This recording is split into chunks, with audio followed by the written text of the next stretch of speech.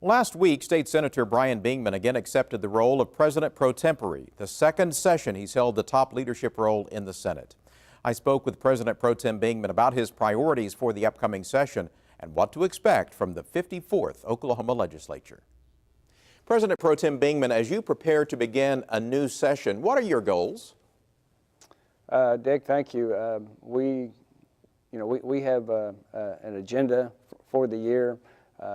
Really, always on the top of my agenda are three main things, and that's jobs, jobs, and jobs. So, anything we can do for small business in Oklahoma to make this a very friendly business environment, attractive to our existing businesses, and to as we go out and recruiting companies come to Oklahoma.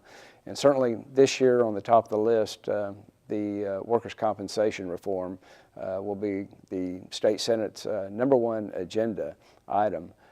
You talk to any business owner, small business owner in Oklahoma, and what is the #1 deterrent to business in Oklahoma? And right now it's our controversial workers' comp system. So we're going to try to attempt some major reforms to the system to make it more business friendly and competitive with surrounding states. What do those businesses want to see in workers' comp reform? It's the rates. The rates that a business pays compared to Arkansas, Texas, Kansas are twice what the costs are in other states.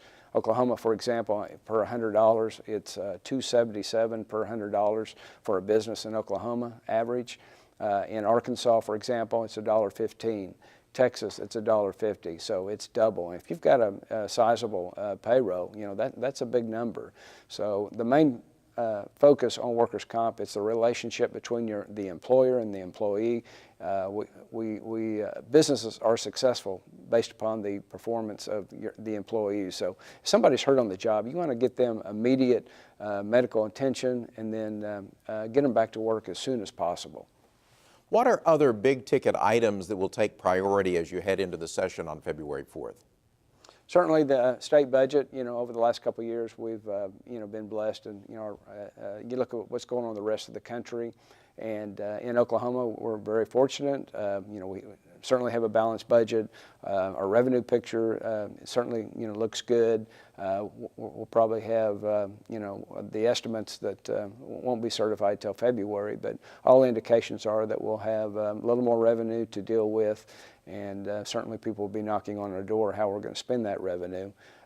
Education, education reform over the last couple of years has been always at the top of the list, and I think we've put in place some very good reforms for public education.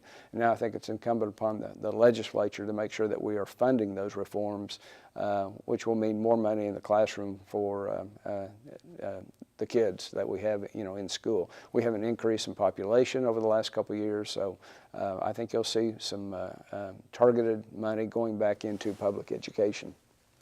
You mentioned additional revenue is expected this year. The rainy day fund is practically full. How do you expect to handle the additional revenue that the state will have at its disposal this year? Will you see more changes in taxes this year? Taxes, certainly. We worked real hard last year looking at our structure with our tax system. Tax credits certainly were addressed. We're not finished with that yet just because we didn't pass any legislation last year, but we will be picking up where we left off last year. I anticipate, looking at tax reform, if it comes in the form of reducing our state income tax, we're at 5.25%. You could see that go to 5% or even lower. If we have some modification in our tax credit programs, we'd like to see any savings there be directed toward a cut in the state income tax. One of the items you mentioned in your acceptance speech was funding education mandates. What are your priorities there? Again, a lot of the reforms that we've passed over the last couple of years, to make them successful, to ensure that they are successful, then we've got to make sure that we are putting the remediation dollars that are necessary. We'll make sure that we're funding the reforms that we've passed. And we understand it's going to take more state dollars to make them successful, and we are prepared to do that.